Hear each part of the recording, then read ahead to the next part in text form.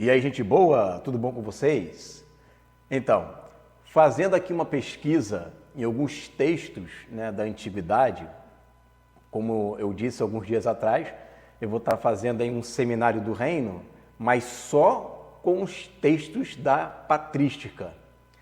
E aí, fazendo essas pesquisas desses textos, eu fui buscar algum conhecimento com relação à ideia de da onde surgiu morar no céu, da onde surgiu essa questão de dizer que as almas vão para o céu. E eu encontrei um texto, minha gente, que mostra a origem da ideia de que as almas ao morrerem vão para o céu. Um texto apócrifo, claro, do final do quarto século, já virando para o quinto século. Mas não é só isso. Eu vou ler o texto para vocês e vocês vão ver da onde se origina essa ideia, de que as pessoas ao morrerem vão para o céu. E isso está aqui no Evangelho, de Nicodemos ou Atos de Pilatos. Atos de Pilatos, primeira parte, conta só as questões históricas, mais ou menos ali do segundo século. Agora, a segunda seção do Atos de Pilatos é que começa a vir as crendices.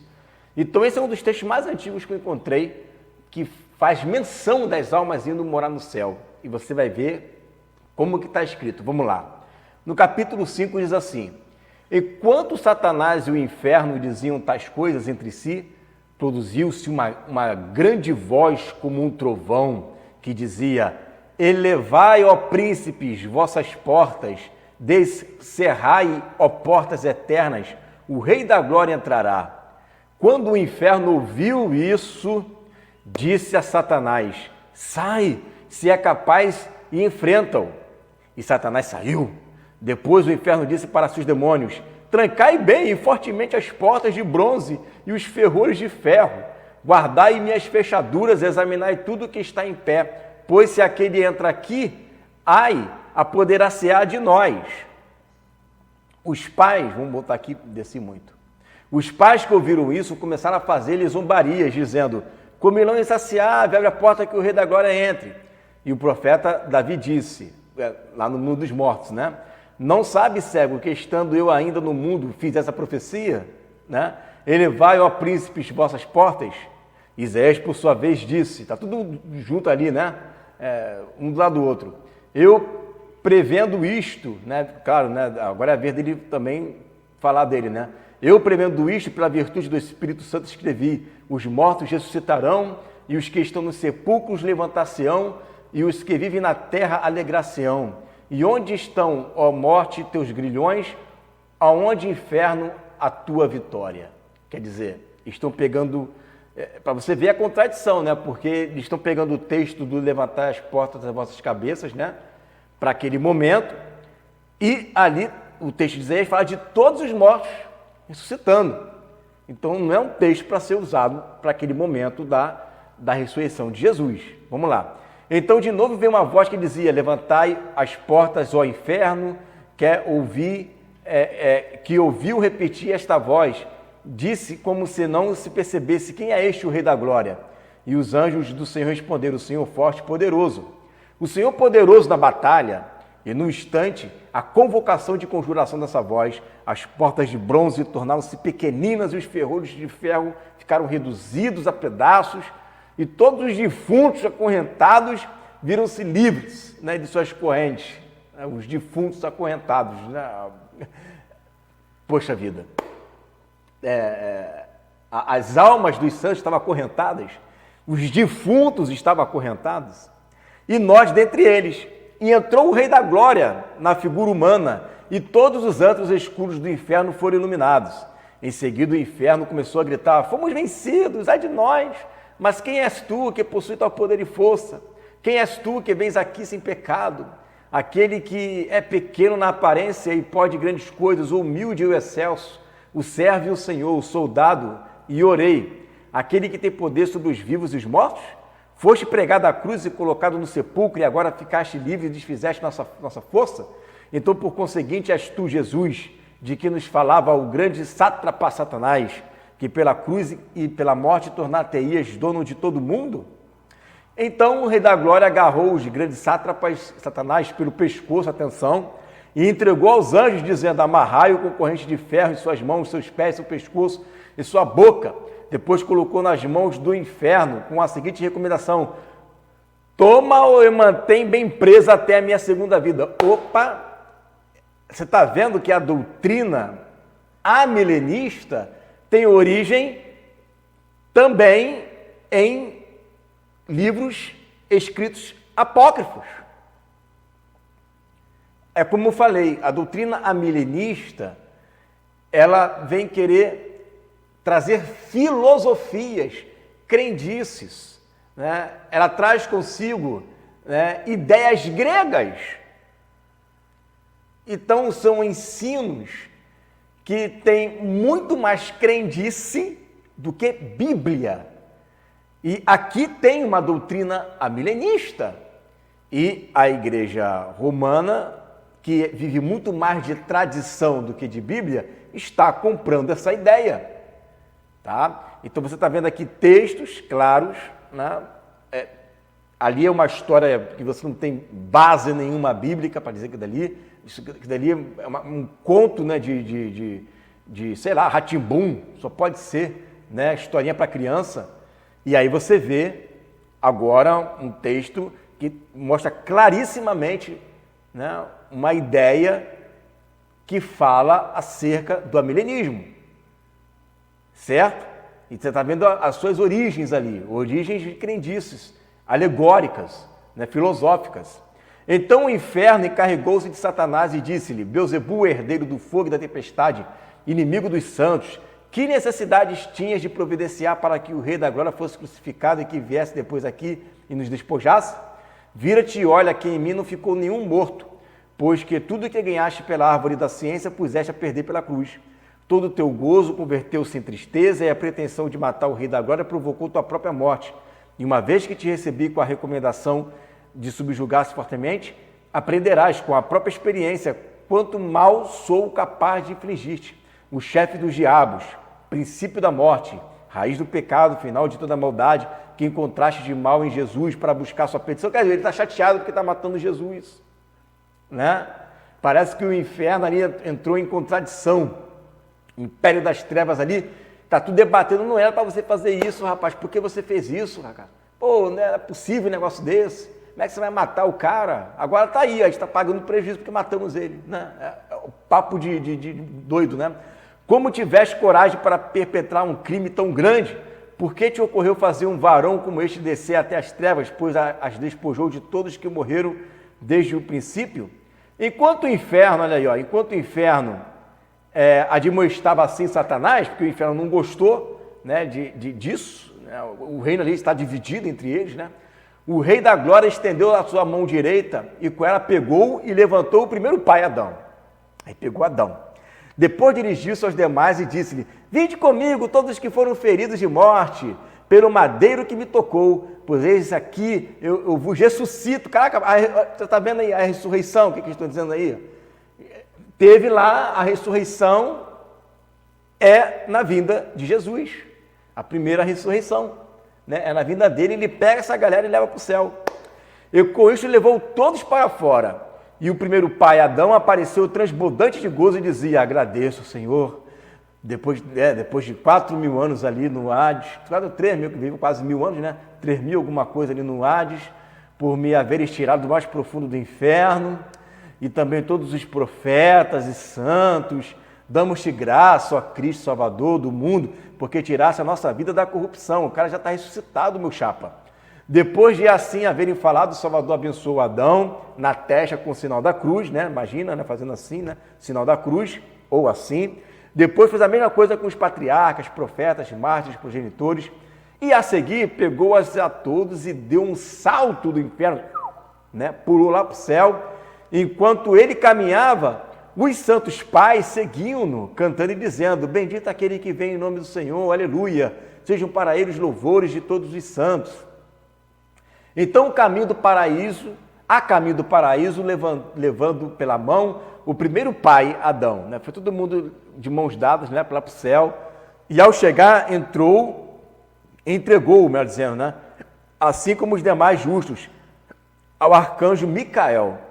E quando entraram pela porta do paraíso, saíram 2 anciãos, os quais os santos pais perguntaram: quem sois vós, que não viste a morte, nem desceste ao inferno, mas viveste de corpo e alma no paraíso? Um deles respondeu e disse: eu sou Enoque, e aquele que agradou ao Senhor e foi trazido para aqui por ele. E este é Elias, né, o tesbita. Ambos seguiremos vivendo até a consumação dos séculos. Então seremos enviados por Deus para enfrentar o anticristo e ser mortos por ele. Isso se está no 3º dia, não é nem no 3º dia, 3 dias e meio, né? Os 3 dias e mais a metade de um dia. Então, alcançou o 4º dia, né? Para depois sermos arrebatados pelas nuvens ao encontro do Senhor, né? Bom, daí você vê, né? Enquanto assim, expressava, veio outro homem de aparência, aparece humilde, né? Que levava ainda sobre os seus ombros uma cruz. Olha que maneiro, cara, né? Os santos pais disseram-lhe: quem és tu que tens o aspecto de ladrão? Sabe, um cara de ladrão, hein, rapaz? E que é essa cruz aí que leva sobre os teus ombros? Ele respondeu: eu, segundo dizes, era ladrão e assaltante no mundo, e por isso os judeus prenderam-me e entregaram-me à morte na cruz juntamente com nosso Senhor Jesus Cristo. Enquanto ele pendia na cruz, ao ver os prodígios que sucederam, acreditei nele e roguei a ele, dizendo: Senhor, quando reinares, não te esqueça de mim. E ele logo disse-me: em verdade te digo, que hoje mesmo estarás comigo no paraíso. Engraçado, né? Hoje mesmo, mas só subiu depois de 3 dias, né? Vim, pois, com a minha cruz nas costas, ou seja, ele foi da terra até o céu com a cruz na costa, né? Olha aí a peregrinação. E encontrando o arcanjo Micael, disse: nosso Senhor Jesus, aquele que foi crucificado, enviou-me aqui. Leva-me então até a porta do Éden. E quando a espada do fogo viu o sinal da cruz, abriu-lhe a porta e entrei.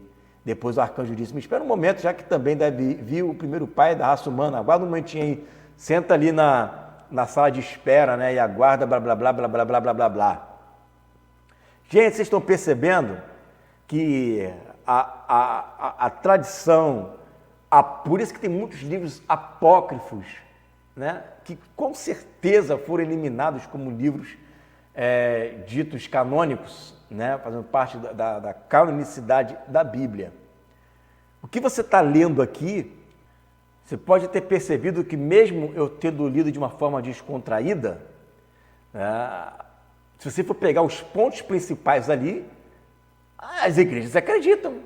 Quantos pré-tribulacionistas acreditam que Enoque e Elias estão no céu? É verdade ou não é? Acredita, está lá. Evangelho de Nicodemos, meu irmão. Do 4º para o 5º século faz essa menção. Tá? O Evangelho de Nicodemos. E o texto de Apocalipse 11 está com cara de Moisés e Elias, mas não botou Enoque lá. Tá? Então você percebe que as igrejas acreditam nisso. Quantos evangélicos acreditam que Jesus ele foi lá no Hades, pegou as almas que estavam lá e levou para o céu? É nessa história bizarra aí. Está aí, na história bizarra. Tirou a bizarrice da história e só ficou com a essência. Quantos evangélicos você acredita hoje, né? E católico também, os dois juntos, evangélicos e católicos, acreditam que o reino milenar já começou. Está lá no Evangelho de Nicodemos. O Evangelho parece ter uma leitura gnóstica aquilo ali. Um Evangelho gnóstico. E o nego acredita nisso como os livros não inspirados acreditavam e como esses evangelhos gnósticos acreditavam. Quantos você conhece hoje, né, que acredita que o ladrão da cruz está lá no céu? Né? Tem muitos que acreditam. Então você está vendo que apesar de parecer assim meio bobo, isso é sério demais.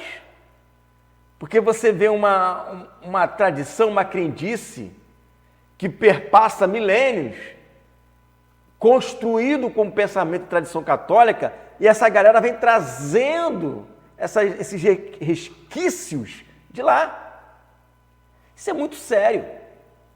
Então a gente fica aqui lendo, rindo, brincando, zoando. Pô, mas isso muitas pessoas acreditam nisso aí. É fé. O camarada prega isso nos púlpitos. Ensina isso nas igrejas. Fala como se fosse a maior verdade do mundo. Uma coisa que tem uma origem apócrifa. Uma coisa que tem uma origem... Se você for ver a origem da história, é piada. Isso que a gente leu aqui é piada. Uma contradição atrás da outra, texto que não tem nada a ver. Levantai os portas, as vossas cabeças, os portais dos infernos, né? que são os portais eternos, que são os portais eternos nesse texto, é a porta do inferno para eles ali. Então você veja que eu fiz questão de ler esse texto aqui para vocês observarem que muitas pessoas que acreditam seriamente em tudo isso que eu acabei de falar, mal sabem eles que a origem dessas crendices está baseada no evangelho de Nicodemos, né? Então, gente, cuidado. Olha que eu falo essas coisas, as pessoas não acreditam, né? Sempre confere na palavra de Deus tudo que a gente está falando, tudo que a gente está ensinando, sempre confere. Confere nas escrituras, confere... Veja os primeiros cristãos, de fato, discípulos dos apóstolos, o que eles ensinaram. Está tudo registrado. Olha aí, ó, pô, Evangelho de Nicodemos, cara. Quarto, quinto século. Ah, mas a gente não acredita neles. Não acredita, mas como que não acredita? Você não acredita no teatrinho que foi escrito ali. Mas tudo que está ali, a síntese da fé, basicamente, boa parte da cristandade acredita. É verdade ou não é? Então, a gente precisa ver, né, que tem muita coisa que está oculta e, graças a Deus, né, o Senhor está nos iluminando, nos mostrando isso nos dias de hoje. Então, cuidado.